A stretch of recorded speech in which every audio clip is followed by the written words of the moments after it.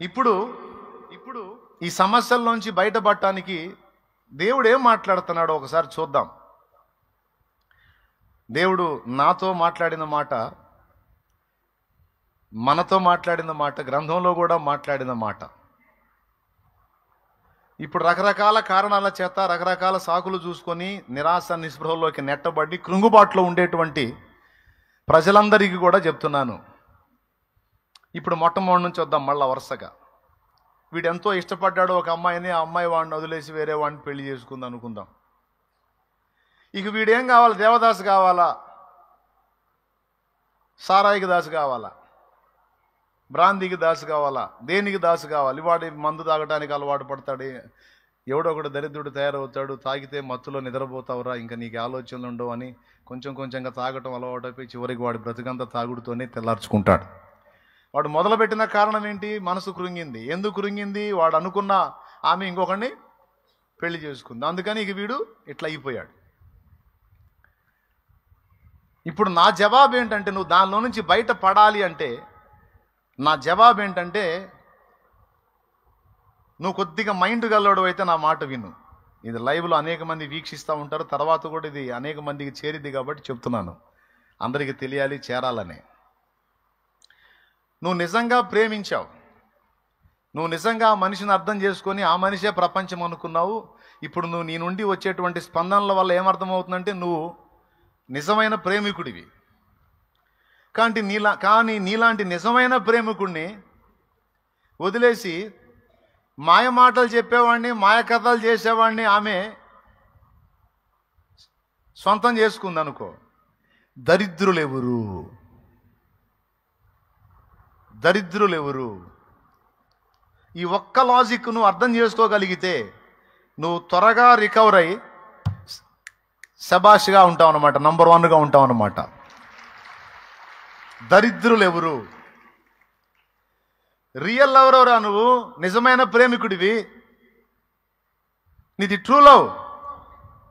కానీ నిన్ను వదిలి మాయ కథలు చెప్పినోడిని నమ్మి అవతలకి వెళ్ళింది. కొద్ది రోజుల్లో సినిమా కనపడేది, డౌటే లేదు అందులో. ఎందుకంటే వాడు మాయోడు, ఆ పై ఆకర్షణలను బట్టి మాయ చేశాడు, వశపరుచుకున్నాడు. తప్పకుండా వాడు టార్చర్ తప్పకుండా చూపిస్తాడు. బ్రతుకంతా నీలాంటి నీతిమంతుణ్ణి, నీలాంటి నిజమైన ప్రేమికుణ్ణి కోల్పోయినందుకు ఆ పనికి మాలింది ఏడవాలి. అది శాపగ్రస్తురాలు, అది దరిద్రురాలు, అది భ్రష్టురాలు. ఇదేందిరా రివర్సు? ఏడవాల్సింది ఏడవకుండా ఏడవకూడనోడి నువ్వు ఏడుతున్నావేంది? నిన్ను కోల్పోయినందుకు ఎందుకురా నాకు ఈ బతుకు అనుకోవాల్సింది వదిలిపెట్టి, అదో ఆమె అనుకోవాల్సింది వదిలిపెట్టి నువ్వు అనుకుంటున్నావు ఏంద్రా పిచ్చోడా? పాయింటేనా? నీలాంటి నిజమైన ప్రేమికుడిని కోల్పోయినందుకు అది దరిద్రపుదిరా, ఆ పనికి మాలింది దరిద్రపుదిరా. వదిలేయ్. అరే ఇంత మంచి వ్యక్తిని నేను కోల్పోయానని బతుకంతా దుఃఖపడేటట్టు సవాల్కరంగా బతుకురా పనికి మాలోడా అని చెబుతున్నాను నేను. దేవునికి స్తోత్రం కలుగును గాక. హల్లెలూయా. ఏమంటావు? పాయింట్ ఏనంటావా? ఎట్లా బతకాలి? వీడి ఫీలింగ్ ఏందో చెప్పి సైతాను ఎట్ట మోసం చేశాడు తెలుసా? నువ్వు ఏడుపు మొహం వేసుకొని దిగజారిపోయి నరాలు వీక్నెస్ వచ్చిన వాళ్ళగా మందు వేసుకొని ఆమె ఇంటి ముందు తిరుగుతూ ఉండరా. నిన్ను చూసి ఆమె కుమిలి సినిమాల్లో జరిగిద్ది రప్పించోడా. రియల్ లైఫ్లో ఏమీ జరగదు అట్లా. నువ్వేదో దిగులు పడి విచారపడి కృంగిపోయి కుమిలిపోయి తాగుబోతుపోయి ఏదో అయిపోతుంటే ఆమె ఏదో నీ కోసం వచ్చి నీకేదో జీవితాన్ని అదేం నడవవు. అదంతా సాతాను చేసిన మోసం. ఈరోజు యవ్వనస్తులు ఇలా బలైపోతున్నారు కాబట్టి పచ్చిగా చెప్తున్నాను నేను. ఎవడు ఏమన్నా అనుకోని నాకు అనవసరం, నేను చెప్పాలి, చెప్తున్నా. నా భార్య పోయిందని నేను చాలా జాగ్రత్తగా ప్రేమించాను, ఎంతో జాగ్రత్తగా చూసుకున్నానంటే నీలాంటి నీతిమంతుణ్ణి ఇంత ప్రేమ కలిగిన భర్తను వదిలిపెట్టిపోయిందంటే నువ్వు దరిద్రుడివి కాదురా. నీలాంటి నీతిమంతుడిని వదిలిపెట్టి ఒక మాయోడి వెంట పోయినా అది దరిద్రపదే.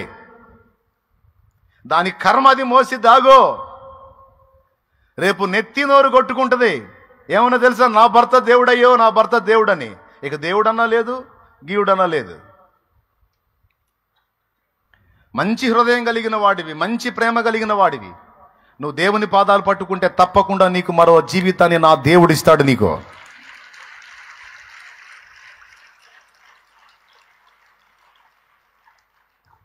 ఇయ్యకపోయినా పర్వాలా, నీ బిడ్డలు పెట్టుకొని అలాగా నిజాయితీగా బతుకో. ఈ మాటే అనుకో, నాలాంటి వాడిని వదిలిపెట్టిపోయినందుకు అది దరిద్రపది, దాని కర్మ గాలింది, అది శాపగ్రస్తురాలు, మంచి లైఫ్ పాడు చేసుకుంది అది. ఇక దాని బతుకు కుక్కలు చించినవి ఇస్తారే, సమాజంలో దానికి గౌరవం లేదు. నా దగ్గర స్థానాన్ని పోగొట్టుకుంది, వెళ్ళిన దగ్గర సుఖపడలేదు, చివరికి దాని క్షోభ అరణ్యరోదన. కుళ్ళి కుళ్ళి ఏడ్చి ఏడ్చి అది చావాల్సింది, నేను చావటం ఏంటి? నాలాంటి వాడిని కాళ్ళదాన్ని వెళ్ళిందంటే అది క్షోభించాలి, నేను కాదు. ఇది నాయన అనుకోవాల్సింది ఒక మగవాడైనా ఒక ఆడ మనిషి అయినా. నేను నా భర్తని యథార్థంగా ప్రేమించాను, అతడే సర్వస్వం అనుకున్నా, నా జీవితం మొత్తం అప్పచెప్పుకున్నా, అతనికి వెట్టి చాకిరీ చేసి అన్ని పరిచర్యలు చేశా. కానీ నన్ను కాదని మాయ మాటలు పలికే ఒక జారిని వెంటబడ్డాడు, మాయ మాటలు పలికే ఒక జారా స్త్రీ వెంటబడ్డాడు. నాలాంటి దాని ప్రేమను కోల్పోయిన వాడు దరిద్రుడు, నేను కాదు. ఎవడు దరిద్రుడు? వాడు దరిద్రుడు. పౌలు లాంటి భక్తుడిని వదిలిపెట్టిపోయిన దేమా దరిద్రుడా, లేకపోతే పౌలు దరిద్రుడా? ఎవరు దరిద్రుడు? సైతాను తిరగేసి చూపిస్తాడన్నమాట. అర్థమైంది? వెళ్ళిపోయిన వాళ్ళు గొప్పోళ్ళు అయినట్టు, అలాంటి గొప్పోళ్ళు మన నుంచి పోయినందుకు మనకు వేదన కలుగుతున్నట్టు వాడు మనల్ని మోసగిస్తాడు, వంచన చేస్తాడు. సైతానా అనాలవాడిని. ఎవరు దరిద్రుడురా? పౌలు దరిద్రుడా, దేమా దరిద్రుడా? పౌలు అంతటి వాడిని వదిలిపెట్టి పెంట కోసం పరిగెత్తాడు. ఈ లోకమంతటిని నేను పెంటతో సమానంగా ఎంచుకున్నాను అన్నాడు ఆయన. ఏవేవి నాకు గొప్పవి అయి ఉన్నాయో, ఏవి శ్రేష్టమై ఉన్నాయో అవన్నీ కూడా నేను పెంటతో సమానంగా ఛే అన్నాడు పౌలు. దాన్ని వెంటబడిపోయాడు. పౌలు ఎవరు? నీతి కిరీటం దర్శనముగా దర్శించిన పరిశుద్ధ పౌలుకు, నీతి కిరీటం దర్శనముగా దర్శించిన పరిశుద్ధ పౌలుకు విశ్వాసము కాచినావు, జయ జీవితము నీచినావు. విశ్వాసము కాచినావు, జయ జీవితము నీచినావు.